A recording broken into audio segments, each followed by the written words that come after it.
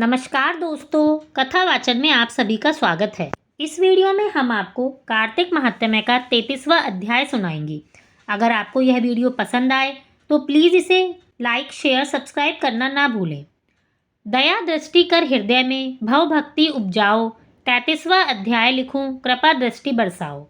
सूत जी ने कहा, इस प्रकार अपनी अत्यंत प्रिय सत्यभामा को यह कथा सुनाकर भगवान श्री कृष्ण संध्योपासना करने के लिए माता के घर में गए।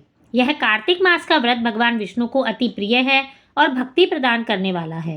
रात्रि जागरण, प्रातःकाल का स्नान, तुलसी वट सिंचन, उद्यापन, दीपदान, यह 5 कर्म भगवान विष्णु को प्रसन्न करने वाले हैं। इनका पालन अवश्य करना चाहिए। ऋषि बोले, भगवान विष्णु को प्रिय, अधिक फल की प्राप्ति कराने वाले, शरीर के प्रत्येक अंग को प्रसन्न करने वाले कार्तिक महात्म्य आपने हमें बताया। यह मोक्ष की कामना करने वालों तथा भोग की इच्छा रखने वाले मनुष्य को यह व्रत अवश्य करना चाहिए।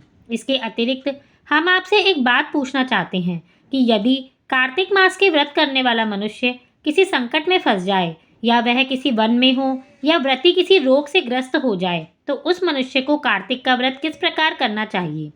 क्योंकि कार्तिक व्रत भगवान विष्णु को अत्यधिक प्रिय है और इसे करने से मुक्ति और भक्ति प्राप्त होती है, इसलिए इसे छोड़ना नहीं चाहिए।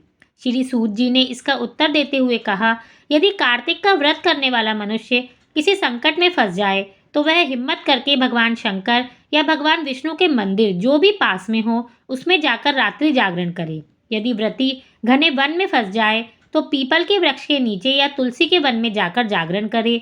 भगवान विष्णु की प्रतिमा के सामने बैठकर श्री विष्णु का कीर्तन करे। ऐसा करने से सहस्त्रों गायों के दान के बराबर फल की प्राप्ति होती है।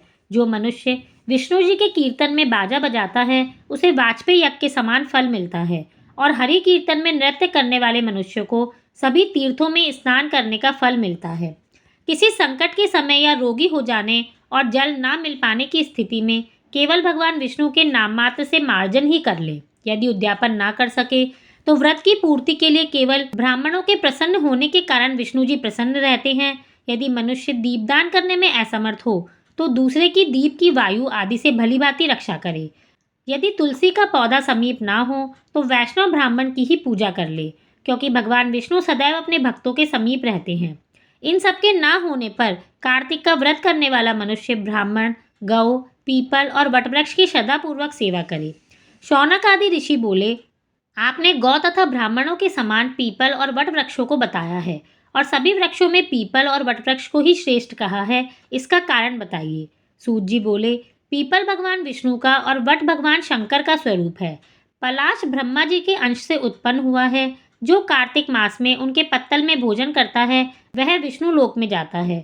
जो इन वृक्षों की पूजा, सेवा और दर्शन करते हैं उनके सारे पाप नष्ट हो जाते हैं। ऋषियों ने पूछा, हे प्रभु, हम लोगों के मन में ये शंका है कि ब्रह्मा, विष्णु और शंकर वृक्ष स्वरूप क्यों हुए।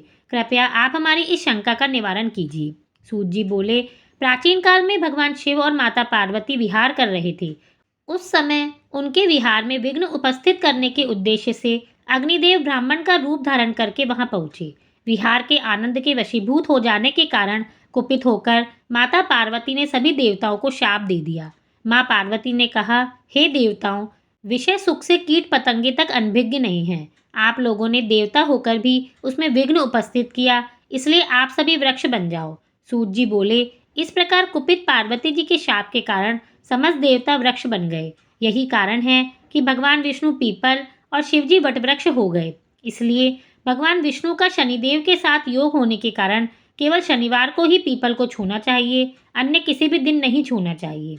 इस तरह से कार्तिक महात्म्य का 33वां अध्याय संपूर्ण होता है। धन्यवाद।